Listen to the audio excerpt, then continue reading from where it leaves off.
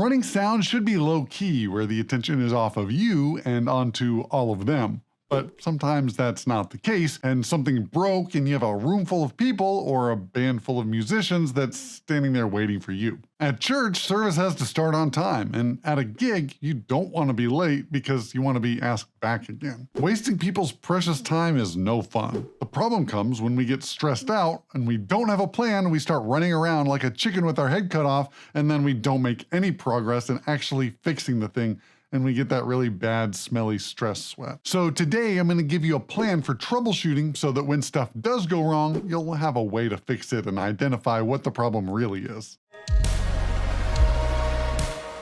Hey, if you're new here, my name's James and I help sound techs save the day by making things work and getting the gig going again. So if that's for your band on Saturday or at church on Sunday, you found the right place. Go ahead and mash that subscribe button. To troubleshoot effectively, we have to understand signal flow, or the way that the signal gets from the stage to our soundboard and then to the audience. Now, there are three main parts of this system.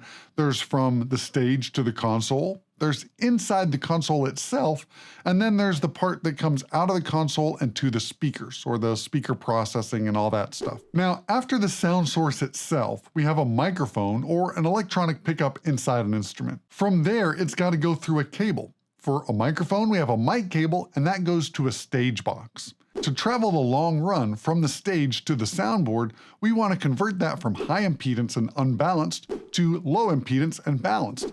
And we do that with a direct box. A good direct box also has a ground lift switch, which helps in case there's a 60-cycle hum coming through the system. On the output of the direct box, there's a microphone cable. So now we've evened it up between microphones and instrument level inputs. From there, we go to our stage box or sub-snake. This is going to gather a bunch of microphone inputs into one cable that can travel in a tidy way over to our snake. Now, a snake can be an analog snake or a digital snake. In the case of an analog snake, it's collecting all of those mic inputs and doing one really big fat cable that goes all the way back to the soundboard. A digital snake takes part of the soundboard in that preamps and analog to digital converters and puts that on stage. So we have less cable runs, and we can transfer our signal digitally from the stage back to our soundboard. Once we get to the console, we plug the microphone into the preamp. And again, if it's on stage with our digital snake, that preamp is on stage, but it's still remote controlled at the console. Part of the preamp controls also include phantom power, or 48 volts of DC voltage that go down the mic cable to power a condenser microphone or an active DI. As we follow the signal through the channel path on the console, we can also interrupt the signal with EQ and compression, usually built into the channel, but we can also use an insert, which takes the signal and sends it someplace else and then brings it back on the same channel. If this is configured improperly, it can break the signal chain and you won't get any signal even if everything else is set up exactly right. From there, we also have our main bus assignment, which connects the channel path to the bus path or the output. On some older analog Mackie consoles, you had to assign a channel to a subgroup before it would go to the master fader. And why they did that, I don't know, but they did it, and so you had to depress these buttons in order for it to work. You also have the channel mute, but on Yamaha consoles, they have an on button. So for them, it's lit up when it's working, and for everybody else, it's lit up when it's cut. Another thing that can trip you up on the console are DCAs and mute groups. DCAs operate like a remote control for your fader. So if that DCA fader is all the way down at negative infinity, it's not going to matter how much signal is coming through that channel. It's as if you had gaff taped it down all the way at the bottom, and it's not going to move.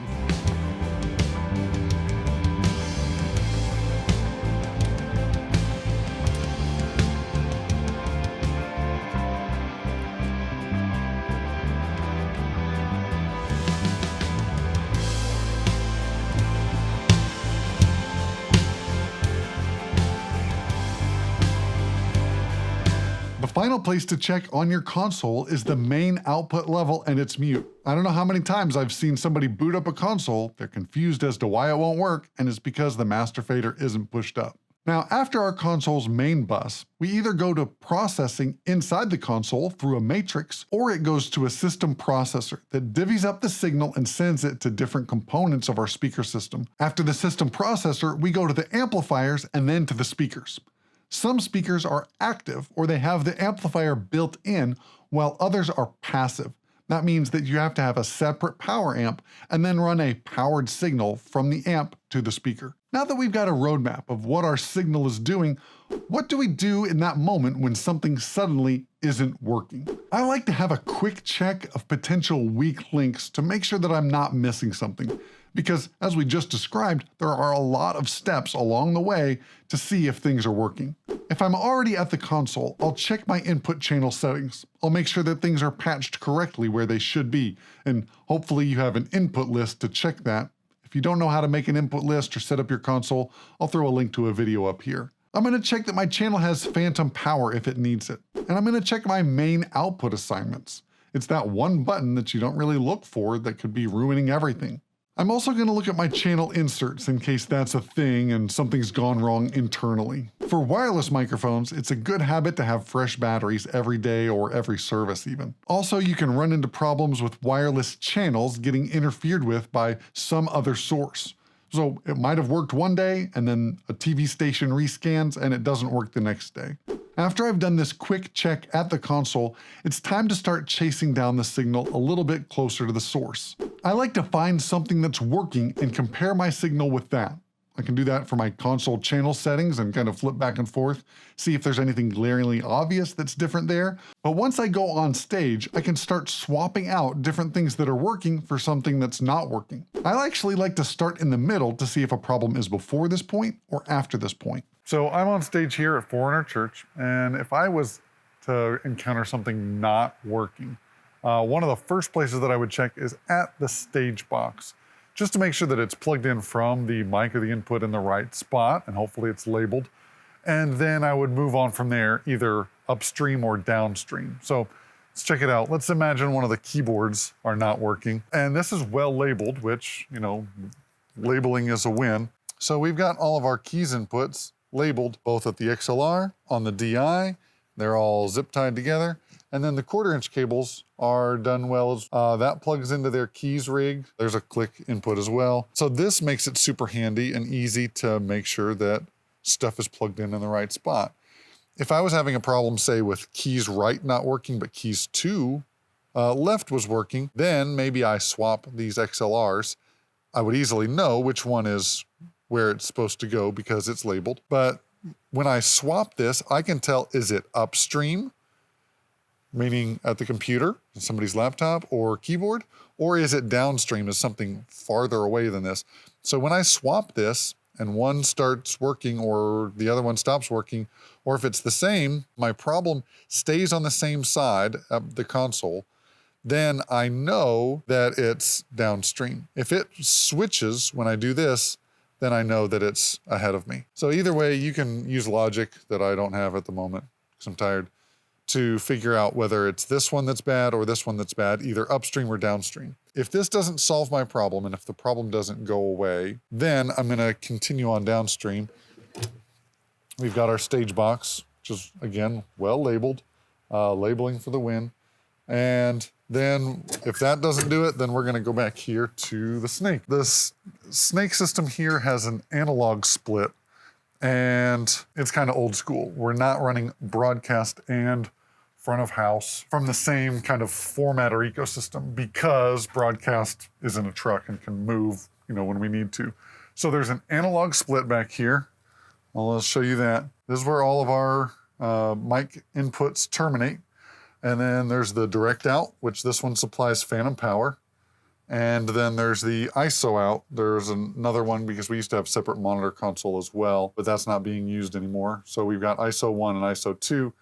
So this one's going to broadcast and this one's going to front of house, but all the stuff is actually at monitor world.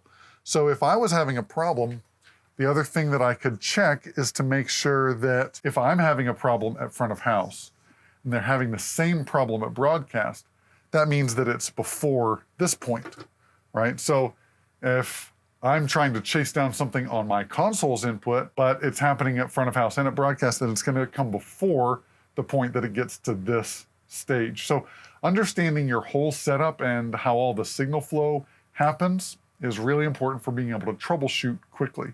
Now, this system is quite complex because of some of the stuff we're doing with monitors and stuff. And I even found this today, which I don't exactly know what it is, but it's more audio stuff. My guess is that this is the outputs going to the speakers. But it's just funny that I, came in to talk about troubleshooting and I found stuff that I am not fully apprised of how everything is set up here. So, documentation is important, labeling is important, and that's gonna go a long way. If I was, say, to have a mic go out, or I didn't have a vocal mic that's working, if I just switch that vocal mic out for a different vocal mic, then I'm not going to eliminate any parts of the system that I can keep checking. So if you start at one end and move systematically through, you're not doing yourself any favors by finding out what is or isn't the problem, unless you get it right that first time.